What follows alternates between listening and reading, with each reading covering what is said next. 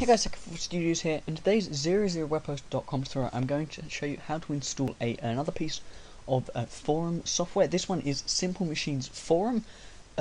So as you want to do, the standard thing I always do in the tutorials, you want to log into the right website on the 000webhost.com members area, and then you want to go over to simplemachines.org. As always, I'll have the link in the description.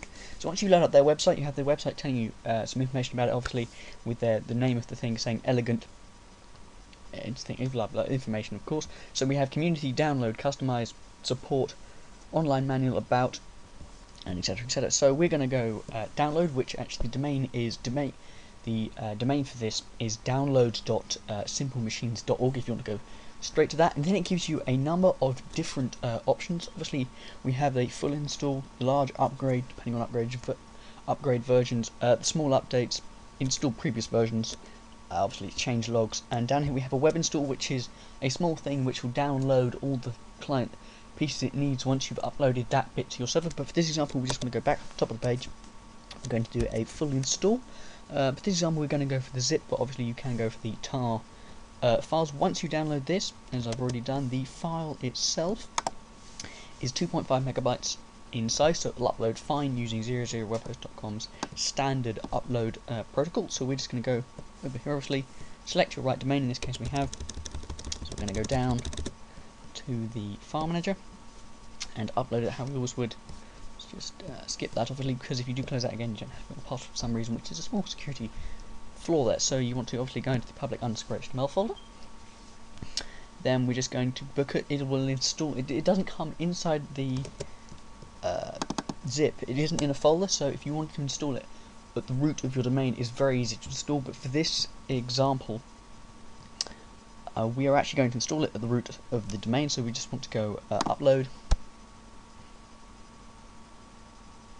When it loads, of course, you want to go here, upload a archive file, go to your desktop or wherever you save it, of course, which may be in the Windows 7 download folder. We want to go to, the file will be that name with install at the end, so we're going to go open, and then once it's there, you want to obviously click the green tick, and this should upload away.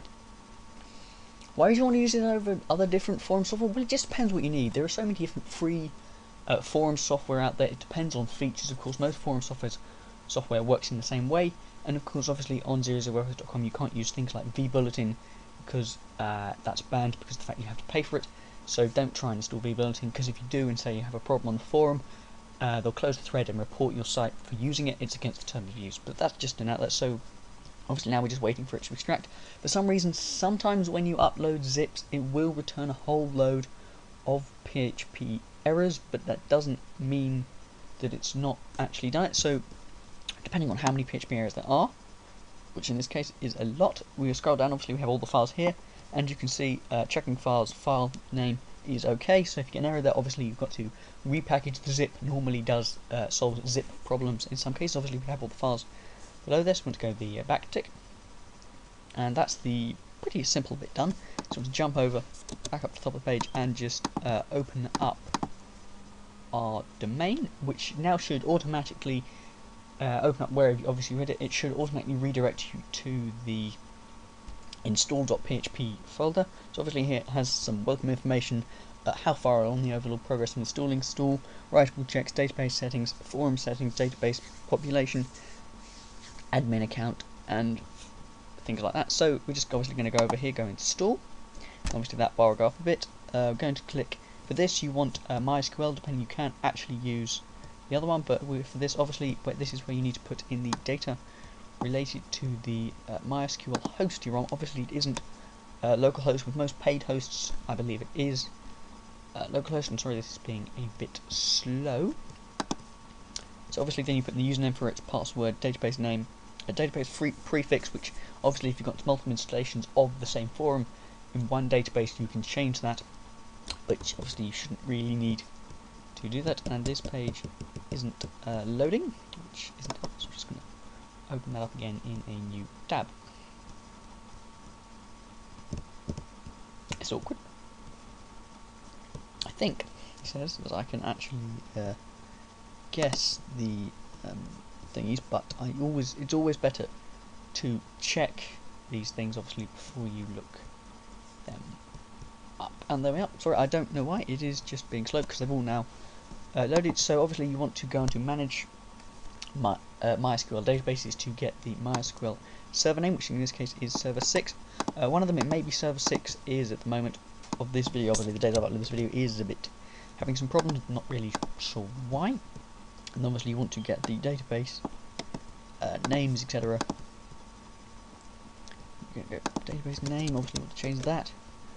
The username, obviously, which will be your account name with the name of the database, or the name of the username you've chosen on the end, username, and obviously password, which I can't see. So once you put all that in, you leave prefix as it is, table prefix as it is. If you need to change it, obviously you can. So we're going to go continue, and then it's going to try and remember that password, which we can just ignore.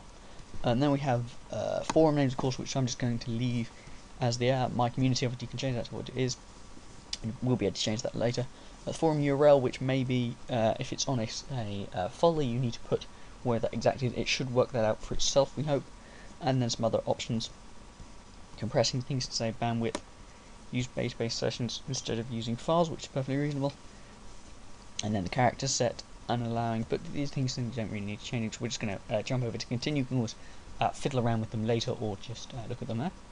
So obviously here the progress gone, and now your settings have now been saved and the database has been populated, which means it's created quite a few tables, which is quite a lot. Remember, there is a 200, I think it's either 250 or 500 limit amount of tables you can have one database. Over that, your account gets suspended, which I always thought was a bit weird. They could just warn you to delete some of these tables.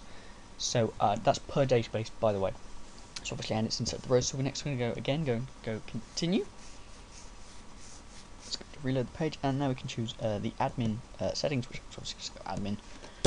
And I'm just going to go a password here, which I always use in these tutorials, because the thing always doesn't say there. And let's just go for that email address. Obviously, you can contact me by that one if you want. And then database web. What's a database password? You can have a database password. So obviously, just put in the details it requires there for your admin account. Obviously, you can create accounts for other users later on. So I'm going to go continue. And obviously it's now going to, Google Chrome is now going to try and save that password again, which we'll just ignore. And obviously congratulations, install progress is complete, and I'll have some videos about that available. Help your install directory is still right, but it's a good idea to obviously you can click here to delete the, which is something always important to do. If it even doesn't have a function to get it deleted for you, I would always delete the install directory or install.php in PHP, because someone could just come in and overwrite the settings itself. So in that case we're going to do yes, which it'll now do when I click up. So we're going to go now you can see your newly installed forum, which I'll have here. Obviously got the default style like that. Up here you'll have the search bar, it's just use, etc, just installed, and one user, one guest, etc, etc, etc. To log in, he said it is here. So obviously admin, I'm already logged in, it's quite nice, already logs you in. And obviously you have the features, options, parents. So that's how to install the Simple Machine Forum, or SMF. You can download it from simplemachines.forums.org. Link will always be in the description. Remember to rate, comment, subscribe, and I'll see you around in the next video.